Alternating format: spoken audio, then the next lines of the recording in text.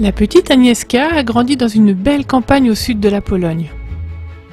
Une grande forêt verte se dressait d'un côté de sa maison, et une prairie avec de jolies marguerites blanches et des fleurs sauvages roses et violettes s'étendait de l'autre côté de la maison. Agnieszka aimait la nature, mais elle était facilement effrayée. Elle avait peur du noir et des inconnus. Sa famille avait des chats, des chiens et des poules, mais elle en avait peur. Elle était particulièrement terrifiée par les vaches qui meuglent et les dindons qui glougloutent. Heureusement, il n'y avait ni vaches ni dindons chez elle. Cependant, un troupeau de dindons vivait dans la cour d'une ferme devant laquelle elle devait passer pour se rendre à l'école. Agnieszka adorait l'école et adorait y aller à pied. Un matin, elle passa le long de la route jusqu'au village et tourna au coin de la rue pour aller à l'école. Après avoir fait quelques pas, elle vit quelque chose qui l'emplit d'horreur. Elle s'arrêta. Des douzaines de dindons glougloutaient et se dandinaient sur la route. Ces oiseaux étaient énormes et ils faisaient un vacarme effrayant. Agnieszka regarda d'un côté de la route et elle vit un ruisseau dont le courant était fort. Elle ne pouvait pas le traverser. Elle regarda de l'autre côté. D'autres dindons se dandinaient dans la prairie adjacente. Elle ne pouvait pas y aller à pied.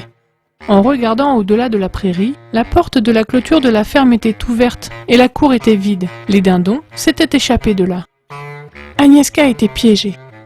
Elle ne pouvait pas aller à l'école à cause des dindons et elle ne pouvait pas rentrer chez elle parce qu'elle serait en retard à l'école. Elle s'assit au bord de la route pour que les dindons ne la voient pas. « Dieu, aide-moi !» priait-elle. Lorsqu'elle ouvrit les yeux, elle vit un homme âgé se diriger à bicyclette vers elle. L'homme portait des vêtements gris foncé et une casquette gris foncé. Son vélo était gris foncé. Il venait en direction de l'école. L'homme se faufila sans crainte dans le troupeau de dindons qui glougloutaient. Il agita énergiquement les bras et cria « Allez, oust !» Les dindons glougloutèrent encore plus et se précipitèrent frénétiquement vers la cour. Leurs plumes s'envolèrent et leurs cris étaient assourdissants. Agnieszka était surprise que l'étranger n'ait pas peur des dindons. Elle ne l'avait jamais vu auparavant, mais elle n'avait pas peur. Il lui disait quelque chose. Alors que le vieil homme passa à côté d'elle, il lui dit gentiment « Tout va bien maintenant ».